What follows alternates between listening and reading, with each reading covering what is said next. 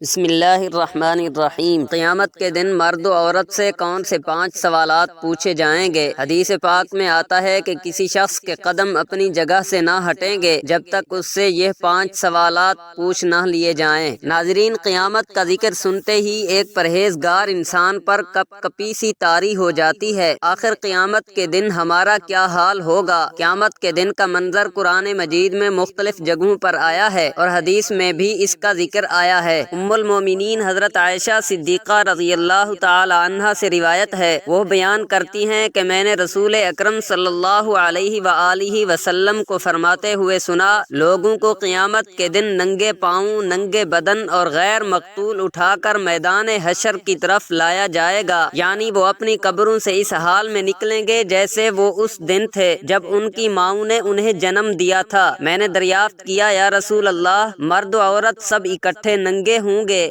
وہ تو ایک دوسرے کو دیکھیں گے؟ آپ صلی اللہ علیہ وآلہ وسلم نے فرمایا، اے عائشہ، معاملہ ہی اتنا سخت ہوگا کہ انہیں اس کا خیال بھی نہ ہوگا۔ ایک اور روایت میں ہے کہ معاملہ اس سے کئی گنا اہم ہوگا کہ انہیں ایک دوسرے کو دیکھنے کا کیا خیال آئے گا۔ زمین و آسمان، یہ ستارے، پہاڑ سب درہم برہم ہو جائیں گے، قیامت قائم ہو چکی ہوگی، سخت گرمی ہوگی اور سورج قریب آ چکا ہوگا۔ حضرت مقداد بن اسود رضی اللہ تعالی عنہ سے روایت ہے کہ رسول پاک صلی اللہ علیہ وسلم نے فرمایا، قیامت کے دن میدان حشر میں سورج کو مخلوق کے نزدیک کر دیا جائے گا، یہاں تک کہ وہ ان سے 1 میل کے فاصلے پر رہ جائے گا۔ سلیم بن عامر کہتے ہیں کہ مقداد رضی اللہ تعالی عنہ کہتے ہیں کہ اللہ کی قسم مجھے نہیں معلوم کہ میل سے مراد زمین کی ایک متعینہ مسافت ہے یا اس سے مراد وہ سلائی ہے جس سے آنکھ میں سرما لگایا جاتا ہے۔ فرمایا، تمام لوگ اپنے اعمال کے بقدر پسینے میں شرابور ہوں گے، چنانچہ ان میں سے بعض وہ لوگ ہوں گے جن کے ٹخنوں تک پسینہ ہوگا، بعض لوگ وہ ہوں گے جن کے گھٹنوں تک پسینہ ہوگا، بعض لوگ وہ ہوں گے جو کمر تک پسینے میں ڈوبے ہوئے ہوں گے، اور بعض لوگ وہ ہوں گے جن کے لیے ان کا پسینہ لگام بن جائے گا۔ یہ فرما کر رسول پاک صلی اللہ علیہ وآلہ وسلم نے اپنے دست مبارک سے اپنے دہن مبارک کی طرف اشارہ فرمایا، اور پھر آخرت کا پرچہ شروع ہو جائے گا، یعنی انسان سے یہ 5 سوالات شروع ہو جائیں گے۔ حضرت ابو بردہ اسلمی رضی اللہ تعالی عنہ کہتے ہیں کہ رسول پاک صلی اللہ علیہ وآلہ وسلم نے فرمایا، قیامت کے دن کسی بندے کے دونوں پاؤں نہیں ہٹیں گے، یعنی نہ وہ جنت کی طرف جائے گا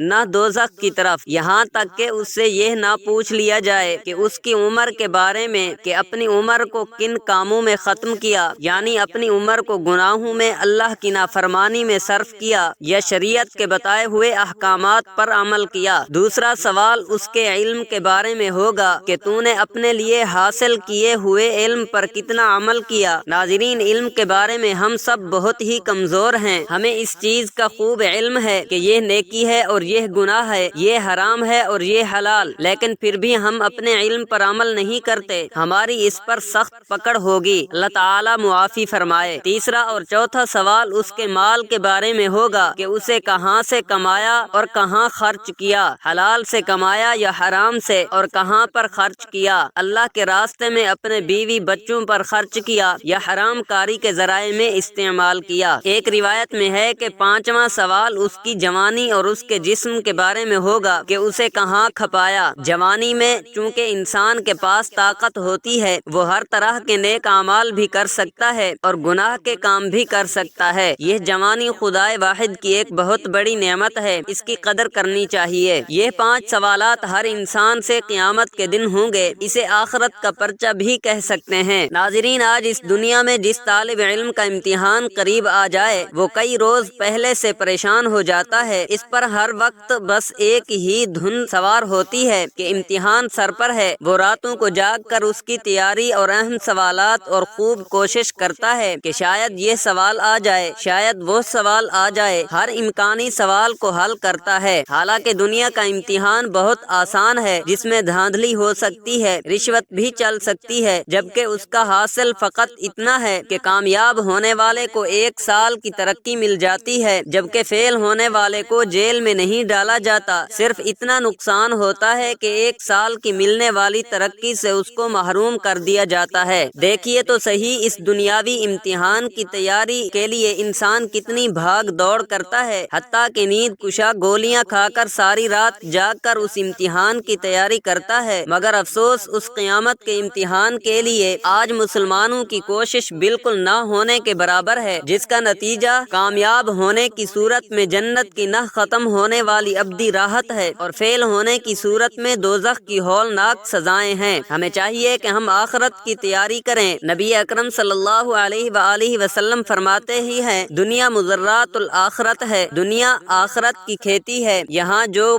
بوگے تو وہاں کاٹو گے، اگر بوگے نہیں تو وہاں کاٹو گے کیا؟ یہ تعلق ہے آپس میں دنیا اور آخرت کا۔ اس اعتبار سے دنیا ایک حقیقت ہے اور ایک امتحانی وقفہ ہے۔ اللہ تعالیٰ سے دعا ہے کہ اللہ پاک ہمیں آخرت کی تیاری کرنے کی توفیق عطا فرمائے، آمین ثم آمین۔ محترم ناظرین، آج کی میری اس انفارمیشن ویڈیو کو لائک اور میرے اسلامی چینل ضوء نبوی اسلامک چینل کو سبسکرائب کر دیجئے۔ جزاک اللہ خیرا کثیرا۔